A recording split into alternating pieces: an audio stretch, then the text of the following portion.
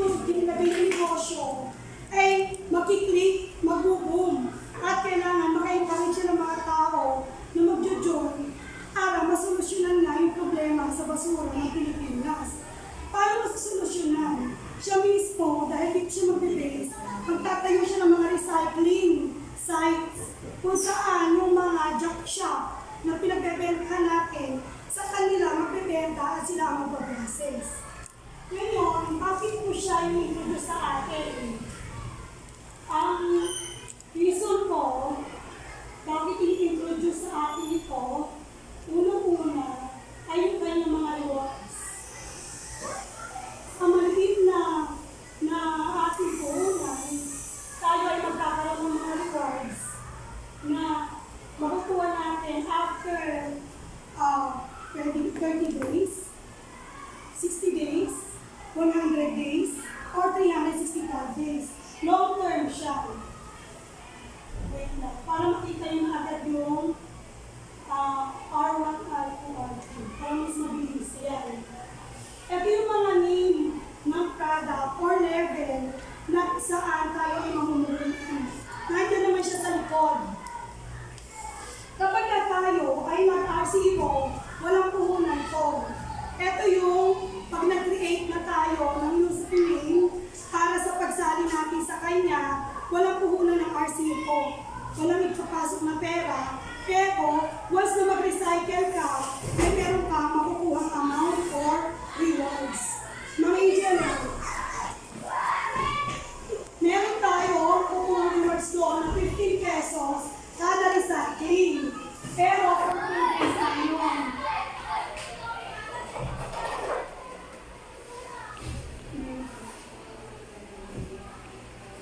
Sa R0, member na tayo, 2 days lang tayo magiging member dito na free.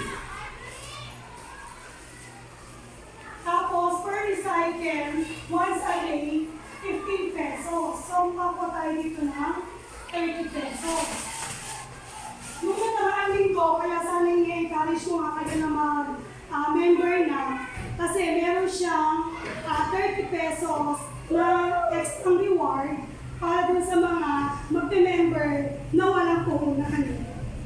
Then after 2 days, mag-member na tayo ng award. Yun nga yung nakalagay dyan na meron siyang 400 pesos na puhunan. 400 pesos para lang tayo mag-jollibee. Diba? Pero itong 400 na to is good for 365 days muna puhunan. Hindi mo dadagdagan. Siyempre hindi mo rin babawasan kasi nakalak yan sa kanya. Habang member ka, nakalak sa kanya. Once na nag-terminate ka, terminate din siya, bibigay niya sa'yo yung 400 pesos mo. Ngayon, ano yung maganda? Ma'am, tutok ma'am sa unahan. Ma'am, dito ka na. Ano yung maganda?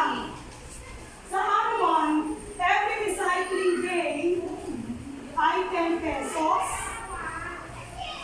Or 1 month, meron tayong 300. 300, monthly po, isang buwan. And then, meron siyang quiz every night. Yung quiz every night is 10 pesos din. Yung quiz na yun, kung halimbawa mamemember ko kayo, join ko sa kayo sa group ko, then magsasagot ako, then magiging pattern yung answer ko para magkasagot din kayo. 10 pesos din yun, pero yun ay Monday to Friday lang. Kaya, 50 pesos lang yun, every week, 4 weeks a month, magiging 200. Okay. And then, pag tayo ay naging member ng R1, magkaka-download na tayo ng ating certificate.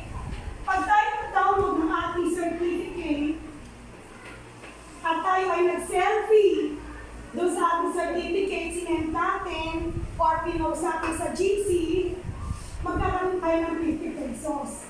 Once lang ito, kaya plus 50. Tapos, meron siyang weekly tax na kung saan pagkita natin yung ating mga naiipon na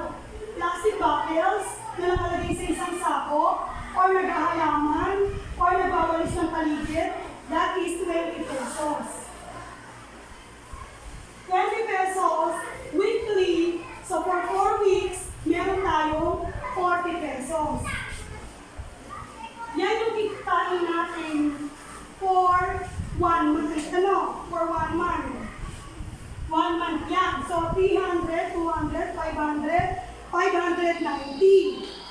590. Gawin na natin yung 400 natin. Gusto mo na kumayaw? Pwede. Pero, ang maganda rito, yung rewards, doon lang ako natuwa sa rewards. Dahil ang rewards niya, for continuous race, ay clean.